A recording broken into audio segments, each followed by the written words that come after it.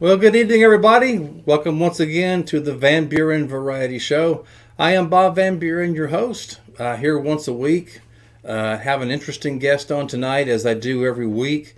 Just a reminder, I am on the air once a week. We do these shows once a week with a different guest each time, a very interesting guest. It might be their profession, maybe a hobby, or a how-to segment, might even play some musical instruments. So you never know what you're going to get here on Van Buren Variety. As always, I'm very, very glad for my subscribers and audience that tune in week after week. Thank you so much for the loyalty and the support. And also, I want to thank the newcomers that's out here that's watching this for the first time. So make sure you check out the previous episodes of Van Buren Variety as well. And I think you'll find something there that you will definitely find interesting. So make sure when you go to Van Buren Variety, click on the Live tab. And that way you can see the 97 episodes that I've done thus far. Hell, almost hitting that 100 mark. And I'm really going to have an anniversary show that night. So you don't want to miss that for the 100th episode. I can't believe it's been almost 100. Hope you've all had a great week so far. I have. Been digging through some old stuff that I've had that I've kind of forgotten. You know, that proverbial junk drawer that we all have in our homes. Well, I found this, and I thought I'd share this with y'all.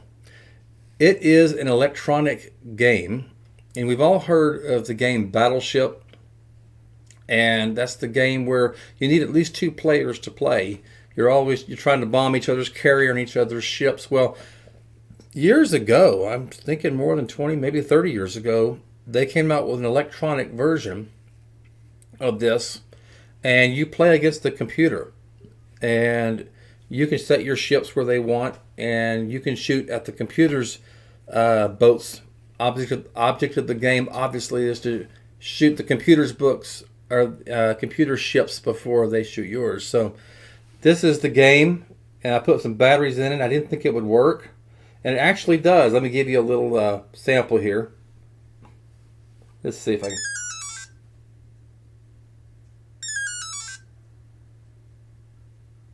And you just keep playing against the game until one of you hits the other one's boat. So, uh-oh, he got me. So, oh, hit and sunk. There it goes. So, anyway, so yeah, I'm not going to get rid of that. That's mine for good. So, yeah, the computer usually wins too. And unfortunately, I have an uninvited guest with me, as you can see behind my shoulder. Had to wait till I got on the air. She was doing so good by doing the pre-show, but now I'm on the air. Now she wants to go worldwide. So say hi, Oreo. Okay, whatever. Anyway, so curiosity killed the cat. Well, let's get back to our topic tonight.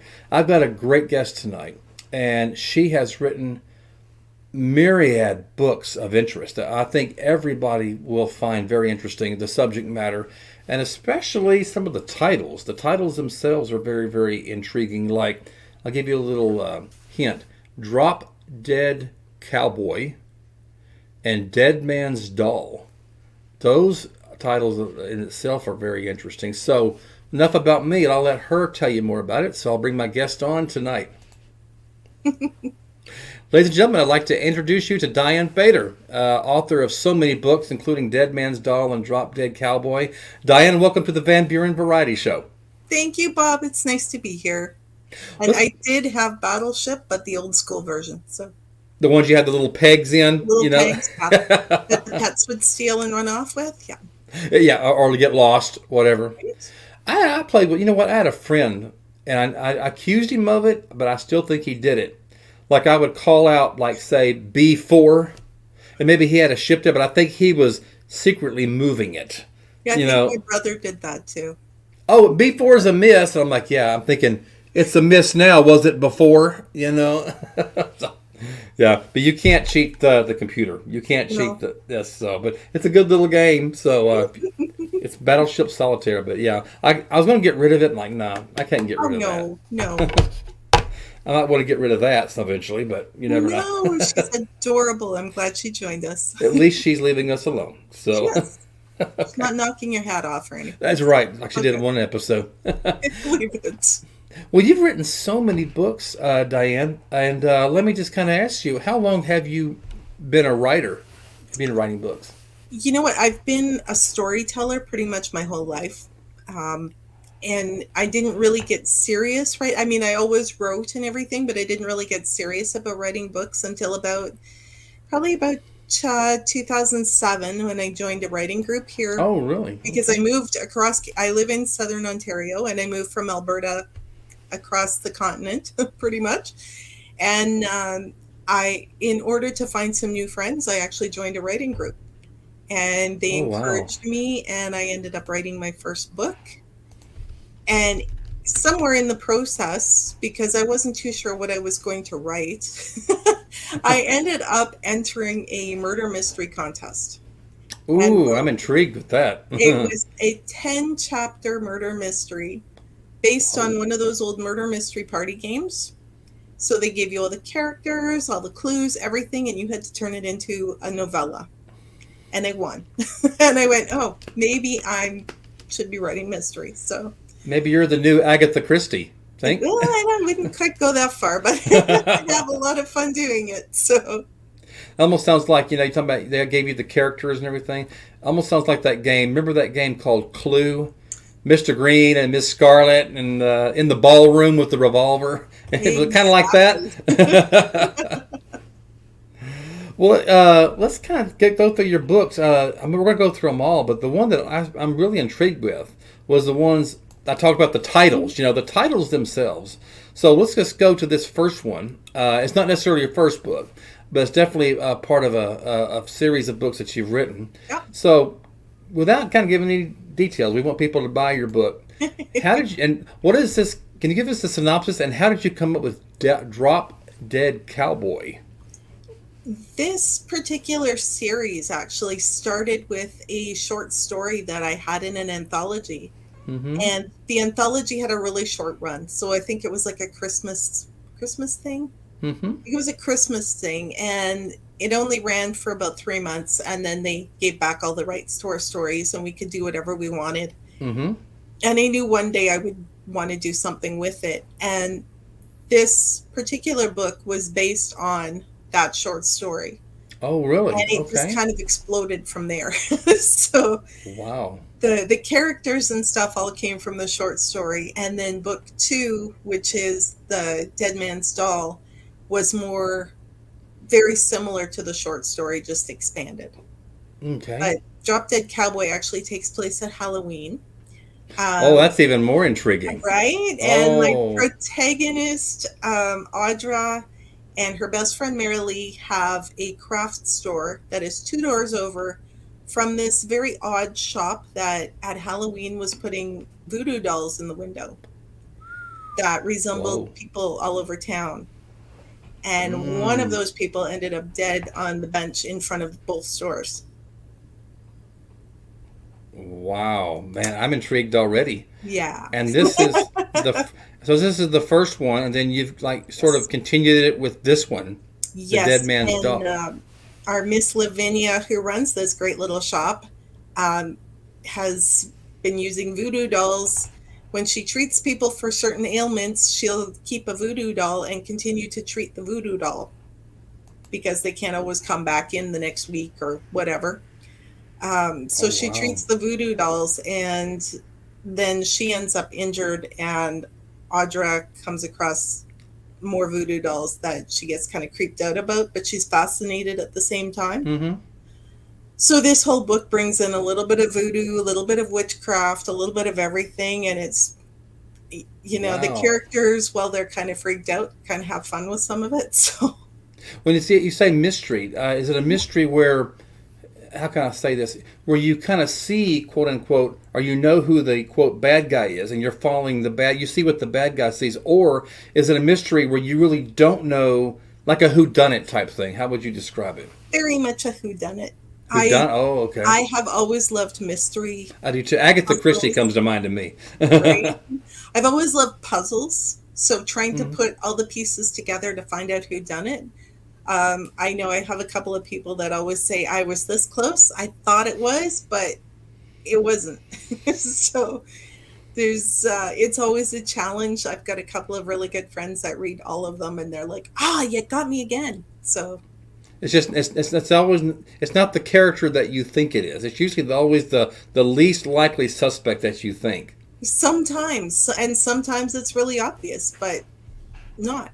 So, Oh, I just keep playing with all the clues. So that's perfect. On a personal note, I was in a community theater play many years ago. Agatha Christie, 10 Little Indians, that's the fascination. and and there was, well, not to get way off topic, it was 10 people on an island. Of course, they're on a stranded on the island. There's one murderer. You got to figure out who the murderer is. But just when you think, oh, he or she's it, they're the ones that get killed. Yeah. Now you got to figure out. And sure enough, without giving that play away or the story, it was the person who was least likely. You think there's no way that person would have done it, and then, boom. I think that was the very first Agatha Christie book I ever read too. So that's kind of funny. I played Detective Bloor. I don't know if you remember the characters, but that was my character. Nice. And I won't tell you if I was off or not. So if anybody wants to read that, you have to read it yourself. Yeah, no giving away the secrets. Yes, Agatha Christie would probably haunt me for that one. So you don't want that. So on your books here, like, so we'll get the other ones, but like Drop Dead Cowboy and also Dead Man's Doll. Some authors, they can just invent characters out of their head. In other words, that they bring them their own characteristics. Some authors actually know someone in real life that they quote unquote base that character off. So would you say your characters in these books are out of your own imagination, or did you know someone in your life or somewhere in your life that you thought, you know what, let me expand on that and make this a fictional character in my book? Most of them are straight out of my head, which is probably very scary once you read my books. But I do have a couple. Sorry, I can't remember which book it is in particular off the top of my head, but one of my Gilda Wright Mysteries, the karate series, I had a friend of mine who actually won the opportunity to be a character in the book. Really? Oh, wow. Yeah. So I sort of use her, but I've had to kind of disguise her for various reasons, and she knows it's her. But it was a lot of fun trying to write someone that you know. Yes, uh-huh. And she was actually really happy with how her character ended up in the book. She was content with that. She was content. She really enjoyed it. So, yeah.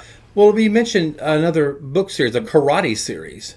Yes. And so now, which one? I'll display the artwork, of course, but which ones came first? The karate series or the Drop Dead Cowboy? Those mysteries. Which one came first? The very first series was the Wild Blue Mysteries. Okay, I know which one you're talking about. Uh-huh. Yeah. And then the karate series, the Gilda Wright series, was the second one. Okay. And then third came my Glitter Bay Mysteries, which I am just working on book 3 right now. And then the last one is actually the Sugarwood Mysteries, which is Drop Dead Cowboy. Yeah. And that is my first series as well that is actually set in Canada. Oh, I'd love to read that. Yeah. Now, I don't know much about martial arts, so this karate series is kind of intriguing me. I mean, I like all the Chuck Norris movies, of course. So I'm sure Chuck Norris, Chuck, if you're watching, maybe you'll want to buy this series. Hint, hint. So let's talk about your, what's that? He can give me some pointers. Exactly. Promote your book. You hear that, Chuck? Okay. So let's go I used to work in a karate school, which is how one came about. Yeah. Oh, there was your series right there, right? Oh, absolutely. So the first book is you said it's a karate book. Is it called Dead Without Honor? Dead Without Honor is okay. Tell us about that. That book introduces Gilda Wright, who was dating a police officer at one point and ended up with a very bad breakup. Ooh. And totally lost herself for a while. So she got a job working as a receptionist at a karate school, which some days she's like, this is the best job ever. And other days she's like, I'm going to go work at the liquor store. So, and the liquor store in this book is called Happy Harvey's Hangover Hut. Wait, let me say that again. Happy Harvey's Hangover Hut. Say that real fast 5 times. It's not where you go to get over a hangover, but where you go to get one. So, yeah, that's one of my favorite settings for any of my series. Now, is this kind of a mystery too? What was kind of genre? All of my books are mysteries. This one is a little bit more. You see a little bit more blood, guts, and gore, but not a lot. Well, Most karate. of my, Yeah. yeah, well, the karate and the katana is, yeah, that's pretty much right off the start, so that's not giving a lot away. Okay. But but most of my books are pretty much cozy mysteries. So I don't do a Okay. lot of actual murders in the pages. You'll see the body or you'll see the results after, but you don't actually see all that, you know, Okay. the ick. Yeah. Yeah. Think of like Jessica Fletcher and Murder She Wrote kind of books. So No Freddy Krueger, right? no Freddy. Okay, gotcha. Not like that kind of gore. No. Okay, you called it a karate series, and I'll bring the next book up. But is this, you call it a karate series? Is each book in this series a standalone book, or are they continuation of the story with the same characters? Like this is the next one. Yep, kind of both. Like Really? if you just grabbed one off the shelf to read, you'd be fine. You'd understand everything. But they are definitely continuation, and there will be for sure one more book in this series, possibly two. I just haven't quite figured that out yet. So Mm-hmm. This one's called Dead Without. This is the book 2, yes, correct? Okay. Wasn't there a book 3 in there? there is Dead Without The Dead no, Without. That's Dead Without Pride. I have to yeah, look. ladies and gentlemen, I apologize. That's the There's one five book books. cover I missed, but it's called Dead Without Pride. This is book 3 of that series. Okay. And that is also like a continuation. We're continuing with the story. Yeah, Okay. Okay.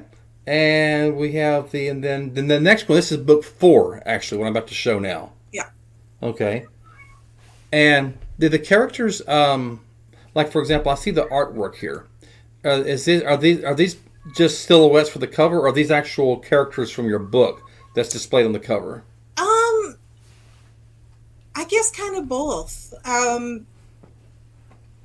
Because Gilda does do the karate. Dead Without Glory, one of the one of the main characters that comes in, he is actually a swordsman by training, Okay, as I see well that. as MMA, and he's one of those. He just multidisciplined, so that one kind of fit for him. Um, and that is Kane, who people have a love-hate relationship Oh, with. okay, And this would be Gilda in there with her, that's doing her her. training and Okay, stuff. Yeah. And the other man on the covers would probably be her boss and on and off boyfriend, Mick. okay. So there's sort of a triangle in there if anybody wants to read along and figure out who she's going to end up with. I have a couple of people that have made threats already that she better end up with this person.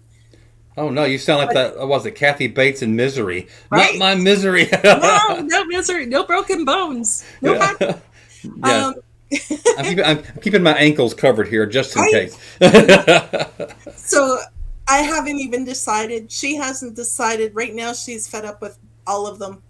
Men can leave her alone. She's focused on her black belt training. So Oh, maybe that's a good thing. it is a good thing. And Right at this point in her life, with everything that's gone on in all of the books, she's kind of had enough, and she's just trying to decide if she's going to stay the course or find a new direction. So that's just book 4, but you also have a book 5 here. right. Dead Without Remorse. Okay. Dead Without Remorse actually was a bridge between books 2 and 3. Yeah, books Kind 2 of a and 3. prequel or a mid-quel, I guess you It could was say. kind of a mid thing because I was with a different publisher at the time. And what happened was they wanted a short story for an anthology that applied to the book series. And Mm-hmm. with that particular publisher, they decided, my books weren't working with what they were trying to sell, and they wanted to change. The covers were all different. They were pink. They were, and I was like, no, yeah. They had started with a very cool cover that they decided didn't work with their demographic, so they changed them to pink and renamed them. And then when they said, this relationship isn't working out, and here's your books back, see you later. Oh no! Well, Really? no, Rejection? no. Well, yes and no. It was very bizarre how this all happened. I was lucky from the start. I found an agent. My agent was in Virginia. Oh wow! I'm in Okay. Canada. she found me a publisher who is also in Canada. That So worked out perfect then. this poor agent ended up stepping out because doing all the math and all the paperwork was just driving her to drink. So she said, okay, you know what? You work with this publisher. They're fine to work directly with you. So you guys go to it. So I have been with them for about 10 years. And when this other series came along, it was with a publisher in California. And as I said, we had a beautiful cover. I really loved it, but they decided, nah, it doesn't fit our demographic and all of that. So they changed it. And it was pink, and it had these kind of fluffy titles. And I was like, no, I don't like this. So when they gave everything back, it was 10 to 4 on a Tuesday afternoon. I was leaving work at 4. And I was like, oh, well, what do I do now? So I had 10 minutes of wallowing in pity. Yeah, I would have done that too. Right? And then I walked home. And by the time I got home, I went, okay, I know what I'm going to do. I'm going to reach out to my Canadian publisher and say, hey, would you be interested? Mm-hmm. They picked it up like that. Well, they did. All right. They did. I did fresh edits of all of the books. We recovered them. So this is the new covers. And I was like, oh, success, right? It never happened. Even my agent said, good luck, just self-publish them. And I was like, okay, well, I'm going to try it this way first. And now it's history. That was 2018. So 4 books came out in the span of 9 months. That's great. That's great. But I've always heard when you're whether you're an author or whatever you do, you've got to be able to take a little rejection sometimes. Absolutely. You have to build a thick skin. I mean, it hurts. Mm-hmm. And yeah, like I said, I had 10 minutes of, oh man, I suck. This is awful. I'm never writing it again. And by the time I got home, I went, oh, I know what I'm going to do. You have to be resilient. Yeah. It's, the thick skin. Okay, great. Somebody doesn't like it. Somebody else will. And that's what happened. That's awesome. In fact, it reminds me of an ex-job that I had many, many years ago. In fact, it was my very first day. And my trainer, he meant this respectfully. But I remember his exact words. Now, Bob goes, you cannot have a thin skin and work here. I'm like, and that came in handy, actually, believe it or not. Oh, boy. Yeah, I work with the public. I work in theater right now. And I work with the public every day. And yeah, you develop that thick skin. And yeah, sometimes things get to you. But for the most part, you just have to go, you're having a bad day and it's not my problem. So. It's just one more step up, right? Yeah. Let me say something quick to the audience in chat right now. We have a lot of people in chat, so I just want to remind you, if you have a question for Diane about her books or her profession, please type your question in all caps, and I'll make sure that she sees it and can get it answered for you tonight. So, absolutely. And ladies and gentlemen, we've barely just scratched the surface. Diane has got so many interesting books. I know that you're going to find some of them very, very interesting, and I will. Ladies and gentlemen, if you hang on, I'll give you a chance to she'll tell you where you can buy her books. Mm-hmm. And she also has a website you can go to and get more information as well. So hang on for that. Now we've touched your Dead Man's Doll and Drop Dead Cowboy and the Karate series. But I'm going to talk about this series now. Now, the covers themselves intrigue me. So I guess my first question on this book series is the Wild Blue Mysteries. Now, you've got several books of these which we'll cover. But again, here comes the question again. Is this all like the same character and the same continued story? Or is each book in this series, it's a standalone book, basically? They can all be standalone. Okay. They are all based in a small town. And this book, The Bookstore Lady, was actually book 1. This is my very first book. The first book you wrote and published. Well, so Wild Blue is actually the name of a little detective agency, which is how all of these characters come together. Okay. These two gentlemen that run the detective agency are trying to rescue this young red-haired lady who manages to elude them and runs off to a small town in the middle of nowhere. And she doesn't even know where she is because she got on the wrong bus. Is she deliberately eluding them? Is she trying to run away? Deliberately trying to. Oh, she's a runaway. She's Oh, on the run for her life, literally. oh, her life. Yes. Ooh. So Okay. she disappears. She ends up in this small town and ends up working in this little bookstore, which I love when she walks into this bookstore and she's looking around it going, yeah, this is really scuzzy and I don't want to be here. It's really dirty. And this guy that runs it is kind of creepy. But he's trying to offload the bookstore. So he's like, well, I'll tell you what, we'll do this rent to own thing and you can hang out here and run the bookstore. And she ends up through the course of the series taking over this bookstore, building it up, and helping to support local authors. And Well, that's good. Yeah. so each of the different books in the series kind of features a different woman that these gentlemen in the detective agency are helping to solve crimes around them. Oh, that's intriguing. So So they're kind of interconnected, I guess you could they're say. completely Oh, all of the wow. characters kind of go from one book to the other, and they all, you get to know this little town and you get to know all these people in the town. And the most fun I had with the bookstore lady was there is a writing group in it. Oh, and And you're a writer, so that's perfect. and my writing group that I was with at the time were determined that each one of those characters was one of them.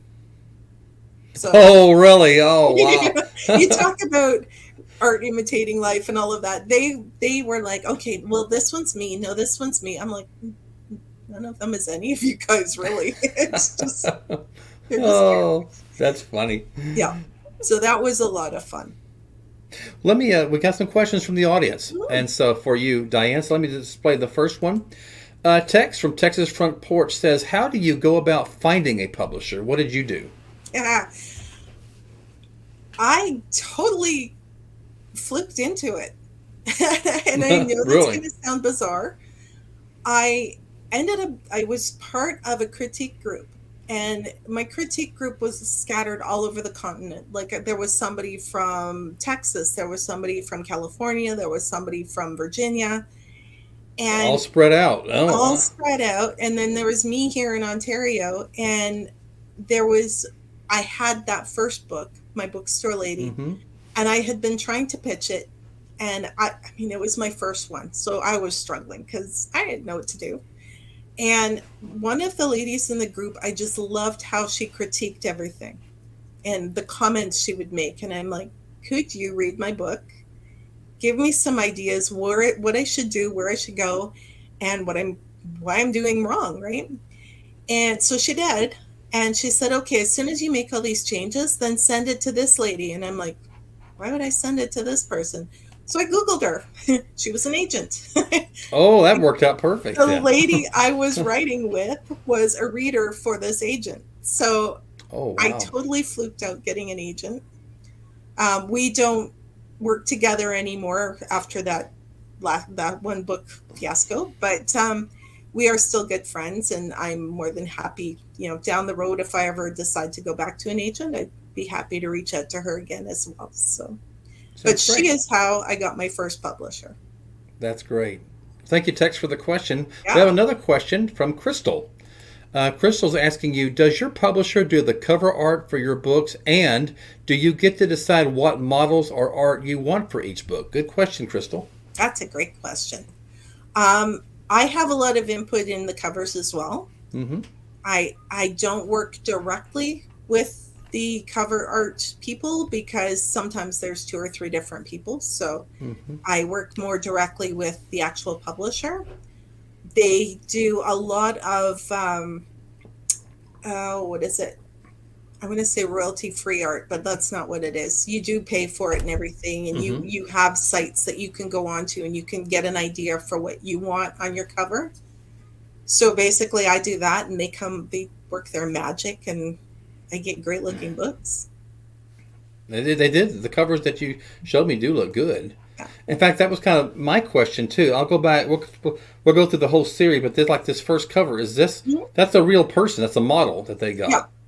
yeah, Okay. and that's from one of those sites as well. Like some of those sites that um, I'm trying to think. There's like royalty free 123. There's a whole bunch of Mm-hmm. different sites. Deposit photos.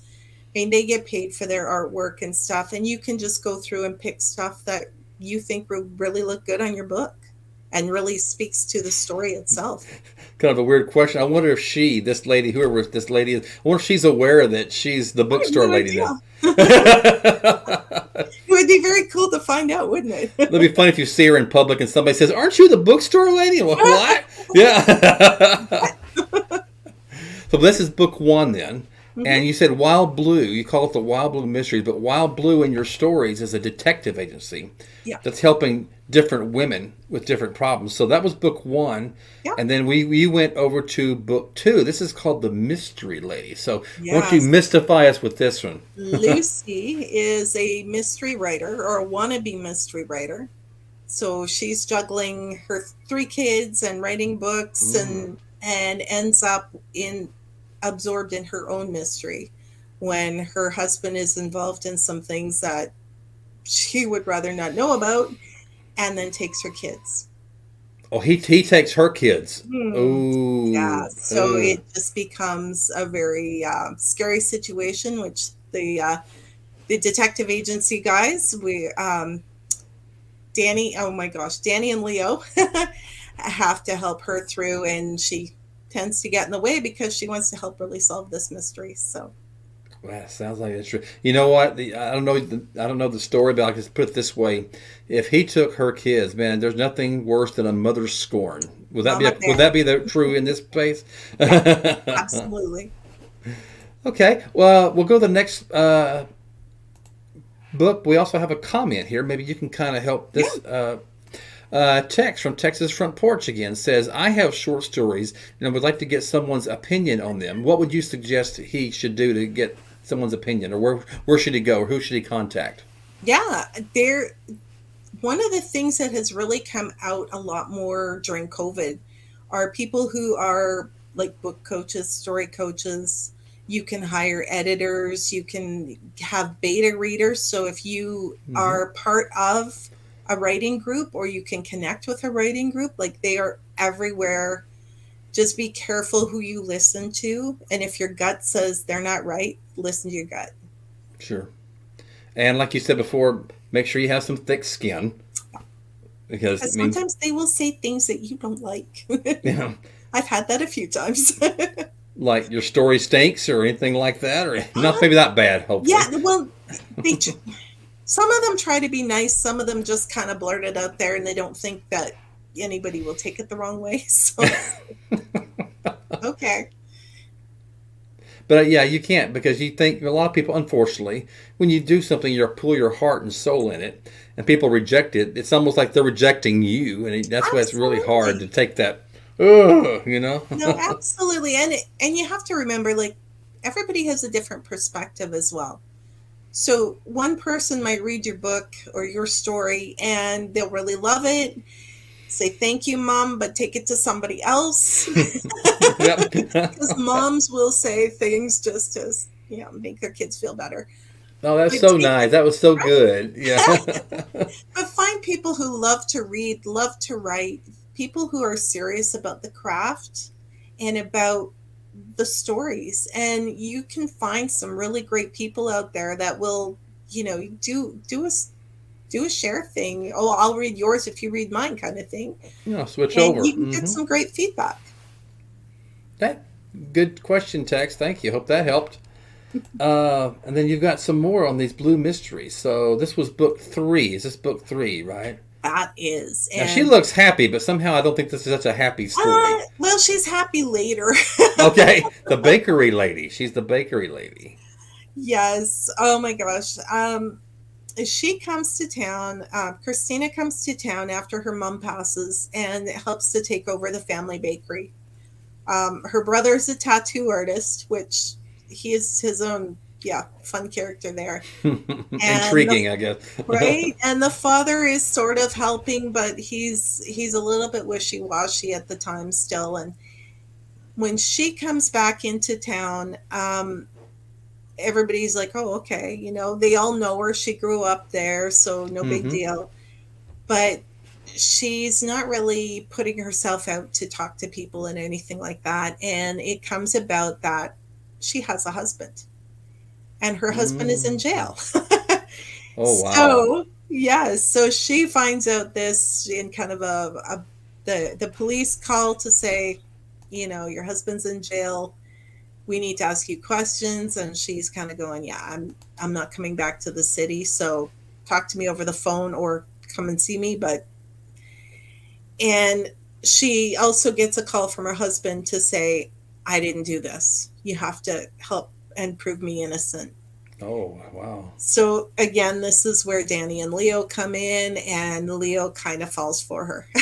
So we're just adding more layers to the whole thing here. You gotta have a little romance in there You sometimes. gotta have a little bit, yeah. I mean, none of it gets full blown and crazy, but there's those little flirtations and stuff, right? So, Just curious. Now we've talked about here the bakery lady and the other ladies that were there. Do these now they have the detectives in common in these stories, but do the ladies themselves ever interact? I mean, do they? absolutely, They do. I was going to say. absolutely. Katie's running the bookstore. We have Lucy, who is the writer, who eventually later on works part-time at the bookstore.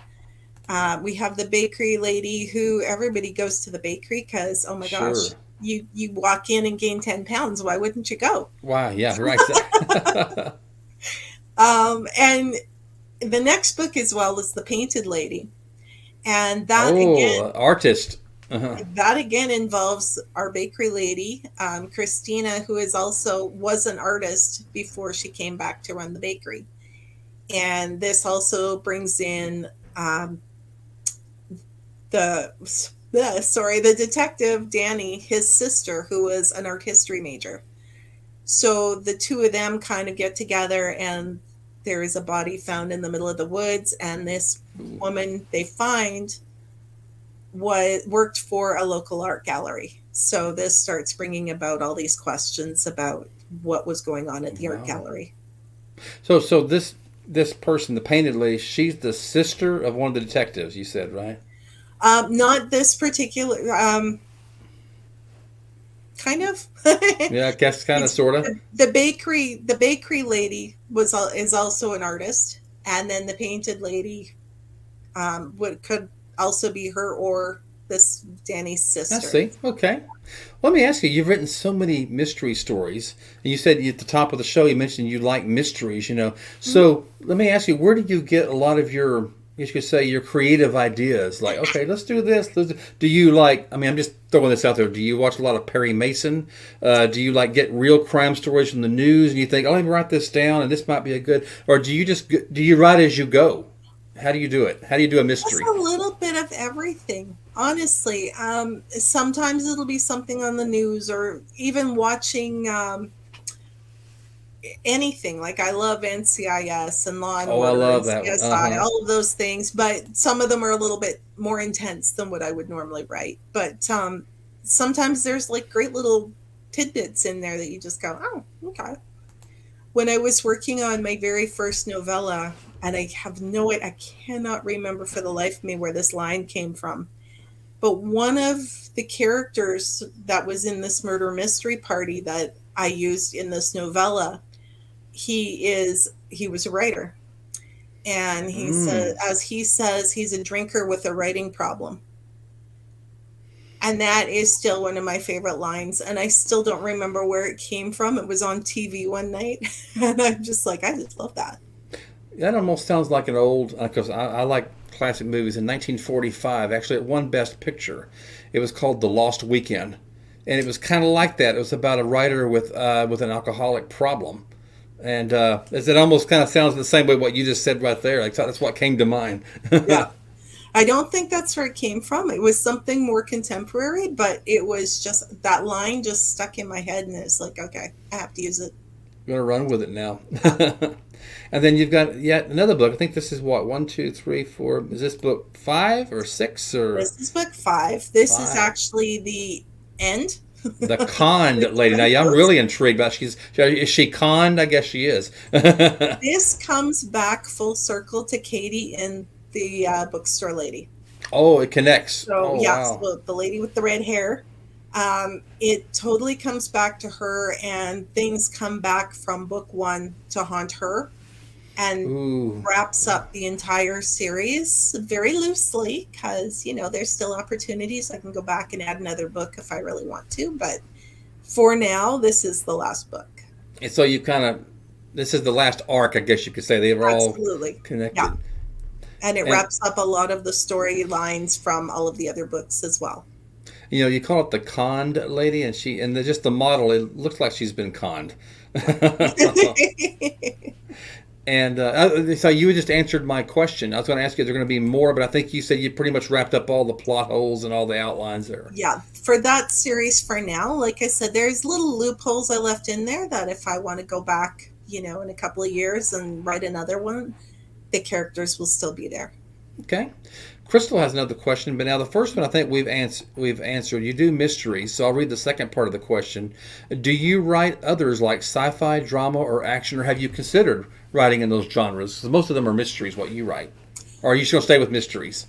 Most of them right now are mysteries. I'm dabbling. Hey, it doesn't hurt to dabble. I'm dabbling with a couple of fantasy books, actually. I have a good friend who is writing, I'm kind of ghost writing a fantasy novel for him.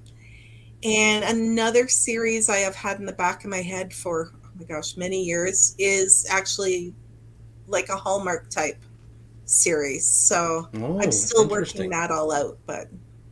Okay. And then we got a comment here. I just want to show you this. I think we've kind of covered this before. Mm-hmm. North Alabama Cryptid Mr. and Ms. NAC says, written a lot of poems, mostly for our grandchildren, and my wife has been wanting me to publish them. So what would you tell him? Where should he start with his poems? Absolutely. That's fantastic. Poems are difficult if you want to have them published. It's difficult finding an actual publisher. Okay. If you're going to publish them for family, like for your grandkids, for your kids, that's fantastic. Amazon is probably the easiest way to go. Okay. It's a little bit, that's what I'm actually fighting with Amazon right now. No, I'm not. I'm trying to figure out the self-publishing thing myself because I am helping a friend of mine who actually wrote a bit of a memoir. And it's one of those, you're not going to market it to any big publisher because it's just not going to happen. Mm-hmm. She just wants it in copies so she can, give it to her friends or sell it to whoever is interested. So, okay. I hope that answers your question, North Alabama Cryptid. Good luck with the poems too. Yeah, sounds fabulous. And now, ladies and gentlemen, I told you we would get into how you can order Diane's books, and specifically, she has a website out there, which I'm going to display now. And so, Diane, this is your website, correct? It is. And so tell us, if people was to go to your website there, that's dianebator.ca / what would they see when they go to your website? Well, they're going to see a big green page. A big green page, okay. I have all kinds of great stuff on there. I have some videos that I've taken of the lake because I live close to Lake Huron, actually. So I've got like some peace moments and stuff. I've got links to all of my books, so you can purchase any of them. You can check them all out. There's all the blurbs, everything is there. I also have a link to my blog, which you got a blog, all right. I have a blog, oh my gosh. And I share other authors on my blog. So I don't sit there and ramble on a whole lot because half the time I either don't have the time to come up with anything or I don't have the time to sit and write up all these blogs for a week. But I share other authors and I share their books and all of their links and information. So if you're ever looking for something to read, you can check that out. Every genre you can think of and all over the world.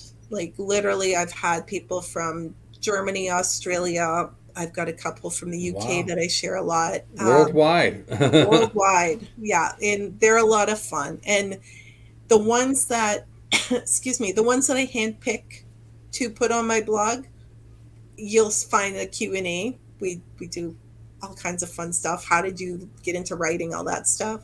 There's other ones I actually work with a PR guy, and some of them I just do his promotions as well, which just makes it a little bit simpler. Okay. And just for my the audience watching this, whether live or they're watching this now, I know we're always used to .com and .org and .gov, but if you want to know what the .ca, that is Canada, Yeah, right? Canada. So she's our northern neighbor for those of us in the USA. So yeah, go to and you kind of answered one of my questions too, Diane. The next question was how can people order your books if they're interested? So you said your website was one. Is there any other way they could do it too? Or? Oh, they're everywhere you can order books online. You can find my books. So Absolutely. Amazon, Smashwords, Kobo, Kindle, everything. I know I'm missing. There's like a whole bunch of them. So. But probably I would say this website that we've got here probably the best way Yeah. to get a hold It's of got you. links to everything. Okay. And then is there a way they can like communicate with you if they want to send you an email or? Yes, same. Just go to the website and you can just send a message via the website. There are also a whole bunch of links to all kinds of these fun interviews that I've been getting to do, and I'll add the link for this one for sure because this was a lot of fun. No, great. I'm glad. Yeah, please share. Yes, absolutely. Absolutely. And subscribe too, please. Now, we talked about your website. Are there other social media that you're on that people can follow you or get a hold of you? What are other social media sites you have? Pretty much everything, yeah. I'm on pretty much everything these days. The only thing, I am on TikTok, but I'm not really good at posting stuff on there because I don't do TikToks. I don't know how. So, yeah. No, Facebook, LinkedIn, Instagram, I'm all over. Oh, cool. Yeah. I even have stuff on Pinterest just because. Oh, really? Yeah. Okay.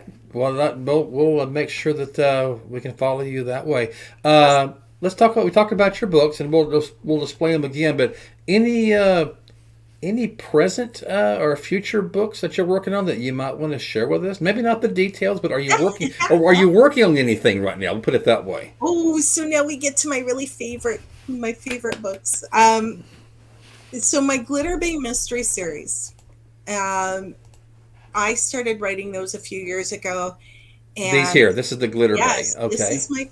This is one of my favorites. Book and one. There's a good reason for that. Okay. This is book one, right? Yes. Okay. So Laken Miller used to be a model. She ended up with cancer, got very sick, had to step back, and has come back to a little town called Glitter Bay in Oregon. And she is just kind of enjoying life, just kind of chilling and hanging out with her sister who runs a little boutique called Vintage Sage.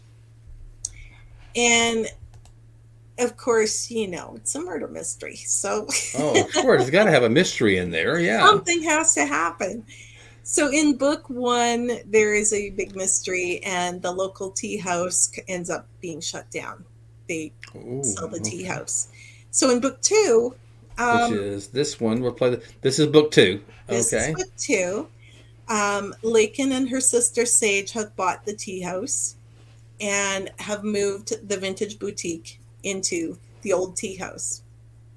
Oh, that's a mystery in itself right there. Right? Well, the mystery in this one actually comes because Laken has contacts in LA and has this lovely gentleman who had his own design studio and was getting rid of all of his fixtures and all of this stuff. So she's like, oh, sure, I'll take them, just send them on up and no problem. Well, the fixtures arrive, but they arrive with this guy and his sidekick. And this gentleman, Sebastian, ends up being killed. And his sidekick, Hamlet, kind of goes, well, I got nowhere to go. Now Hamlet? Was that his name you said? His name is Hamlet. Oh, that's a Shakespeare twist. But temporarily, because Hamlet comes out. Well, really? He is there and becomes Quinn, who is my very first trans character. Mm-hmm. And I am totally in love with her. She is so much fun. And currently I am working on book 3, which is called All That Shimmers. And Quinn is kind of stepping into her own on top of all these other crazy things that are going on. So that's what you're working on now is book 3 of this series. Yes. It'll be called, what's the name of it again? The new one? All That Shimmers. And do you have a release date? Or actually, let me put it this way. When do you anticipate this will be done? Anticipate release date was going to be June, but they bumped it up a month, which is not often that happens. So it's looking like the beginning of May. So I have to hustle and get this I was book. going to say, you got your deadline moved up, actually. It got moved up, which it's happened once before with this publisher, which is kind of fun, but at the same time, it's like, So yeah, I just finished right before this. Actually, I just finished a quick edit of the first draft, and now I have to go in and fill in a few thousand words just to bump it up a little bit and flesh out the story, and it will be good to go. Now, how do you do that? Like, let's say this story that you're writing right now, when you're completely finished, of course, naturally, you want someone to preview it, edit it, whatever. So, I guess I'm asking, where does it go from here? Okay, you've written your story. Now you want to check like for spelling errors or see what somebody thinks. Who do you, not necessarily a name, but who do you actually hand it off to for a review? Normally, it goes to my publisher. They have their own in-house editors. Also, I have a couple. Depends on if the deadline gets bumped up. I also try to have a couple of different beta readers if I can.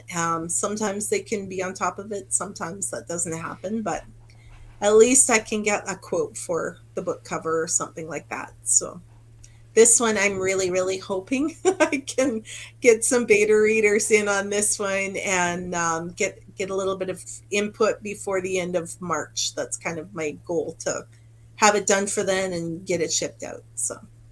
And you got a good feedback here. Anita says, I want to read your book. Sounds good. Thank you, Anita. Okay.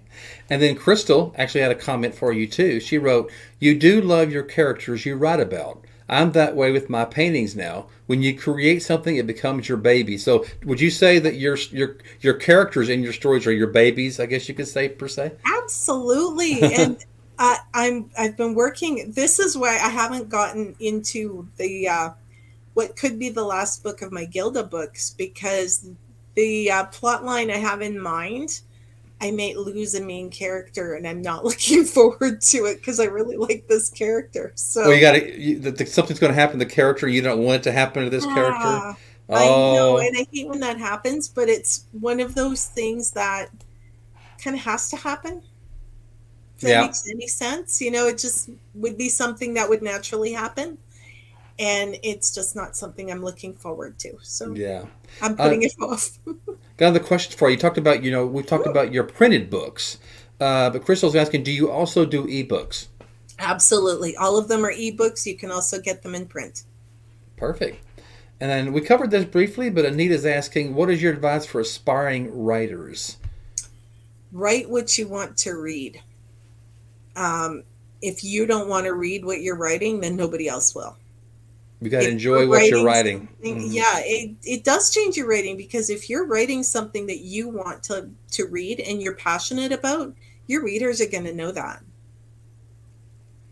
Yeah, because you put your heart and soul into that. Absolutely. Mm-hmm. You talk about, when your characters, you even when you write your characters, that becomes a part of you. Yep. I talked about the play that I was in, Ten Little Indians, and my character, and there were other characters in the story that I liked, and when they would meet their demise, I'm like, I wanted them to make it, I was rooting for him. Yeah.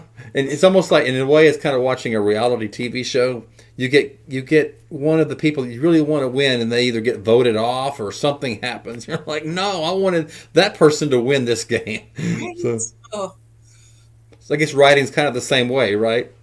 Oh, absolutely. Yeah, you get fond of your characters, right? And especially your main characters. And it's really hard to have something bad happen to them. So exactly. So you write something really bad and you have to tuck it away for a little while because you just can't. You have to deal with it. Okay. Well, Diane, we're looking forward to your next works. I'd love to have you come back on the show when you finish this next glitter mystery. That sounds. I like that. I like the tone of that glitter mystery.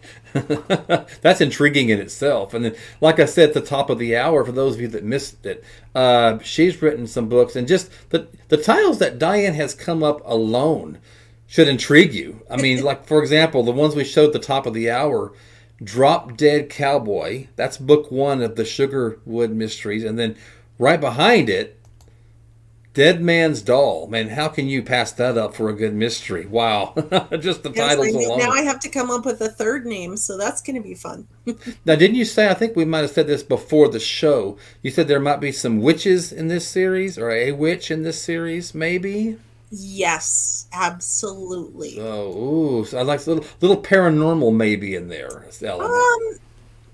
Maybe, or maybe I haven't decided if it's really paranormal or if it's just kind of, reality. Reality's spells or there's enough whatever. magic in reality, right? So it's going to be interesting what Audra and her friends actually learn what's coming up. So Okay.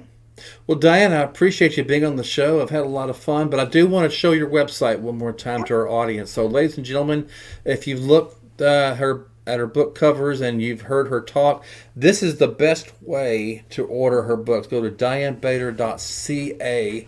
And like I said, she told you, there's a blog there. You can actually contact her. And I'm sure that if you read her books and you really enjoyed it, I'm sure she'd like you to tell her that. Absolutely. Reviews are everything, right? Well, Diane, we wish you the best of luck. Thank you for appearing on the show tonight, and we wish you the best of luck. Thank you so much. This was a lot of fun, and I love all the great questions and feedback. That's great. Have a great night, Diane. Yeah, you too. Thank you, Bob. And ladies and gentlemen, that's going to do it all for tonight on the Van Buren Variety Show. But just a reminder, I am here once a week. Most of the times it's on Tuesday evenings at 7 o'clock Central Time and 8 p.m. Eastern Time. But if you don't catch the live show, you can always go to Van Buren Variety. That's Van Buren Variety. Once you get it on the channel, click on the live tab. You can see the most previous episode, as with all the episodes that I've done. 97 now as of tonight, so I'm about to hit that big 100. So looking forward to that. But that's all for tonight. I will be here next week with another interesting guest, so you don't want to miss that with a different topic. So good night, everybody. This is Bob Van Buren. Have a great week. Good night.